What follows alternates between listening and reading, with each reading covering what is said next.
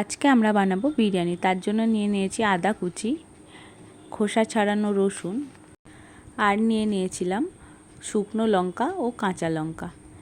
এই যে আমার সব নেওয়া হয়ে গেছে, এবার আমি এইগুলোকে পেস্ট করব। এই যে আমার পেস্ট করা হয়ে গেছে। আর এদিকে দেখুন আমি মাংসগুলোকে ভালো করে ধুয়ে রেখেছি। মাংসর সাইজগুলো দেখুন একদম ঠিকঠাক আছে বিরিয়ানির জন্য।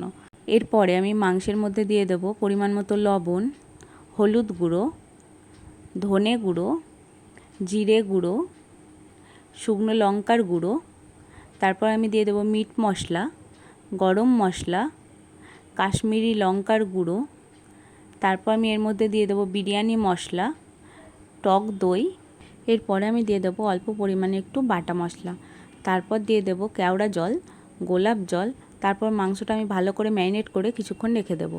আর আলু আমি আগে থেকেই কেটে রেখেছিলাম, এর মধ্যে দিয়ে দেবো ফুড কালারটা ভালো করে মিশিয়ে নেব। বাটা মশলাটা বানিয়েছিলাম সেইটারই জলটা আমি ছেঁকে বার করে নিয়েছি। তারপরে আমি পরিমাণ মতো হাঁড়িতে জল নিয়ে নেব। এরপর দিয়ে দেবো আমি নুন, তারপর দিয়ে দেবো সাদা তেল, তারপরে দিয়ে দেবো লেবুর রস, তারপরে আমি চালটা দিয়ে দেবো। আর ওই যে পুঁটলিটা দেখছেন ওটা গরম মশলার। ভাতটা 80% মতো কুক হয়ে গেলে ফ্যান ঝরিয়ে নামিয়ে নেব।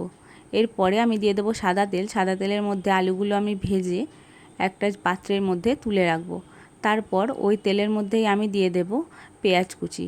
পেঁয়াজ কুচিটাকেও ভালো করে আমি লাল লাল করে ভেজে নেব। এই যে পেঁয়াজ ভাজা আমার রেডি হয়ে গেছে। এর মধ্যে আমি এবার দিয়ে দেব অল্প পরিমাণে আমুল দুধ। তারপরে আমি ম্যারিনেট করা মাংসটা ওই তেলের মধ্যে দিয়ে দেব। আর আদা রসুনের জলটা আমি এর মধ্যে অ্যাড করে দেব। তারপর কিছুটা আমি জল অ্যাড করব আর আলুগুলোকেও দিয়ে দেব। এরপরে আমি এর মধ্যে দিয়ে দেব গোলাপ জল আর কেওড়া জল। সব কিছু সিদ্ধ হতে দেব। আলুটা সিদ্ধ হয়ে গেলে আলুটা আমি আগে তুলে নেব। আর কিছুক্ষণ পরে মাংস সিদ্ধ হয়ে গেলে আমি মাংসগুলোকেও অন্য পাত্রে তুলে রাখবো। চেক করে নেবেন সিদ্ধ হয়ে গেছে কিনা। এরপর ঝোলটা আমি একটা বাটিতে তুলে রাখবো। এদিকে নিয়ে নেব আমি দুধের মধ্যে দিয়ে দেব মিঠা আতর, গোলাপ জল আর কেওড়া জল। ফুড কালারটা অপশনাল, আপনারা দিলে দিতে পারেন, না দিলে না দিতে পারেন। এদিকে আমি একটা চাটু গরম হতে দিয়ে দেব আর হাঁড়িটা সাজিয়ে নেব। এই যে হাঁড়ির মধ্যে আমি দিয়ে দিচ্ছি মাংসের ঝোল, গ্রেট করা খোয়া ক্ষীর, ঘি, বিরিয়ানি মশলা, দুধ, ভাত দিয়ে দিচ্ছি এর মধ্যে আমি। পুরো ভাতটা আমার দেওয়া হয়ে গেলে এর মধ্যে আমি দিয়ে দেব লেবুর রস, অল্প পরিমাণে লবণ। এরপরে খোয়া ক্ষীরটা আমি গ্রেট করে এর মধ্যে দিয়ে দিচ্ছি।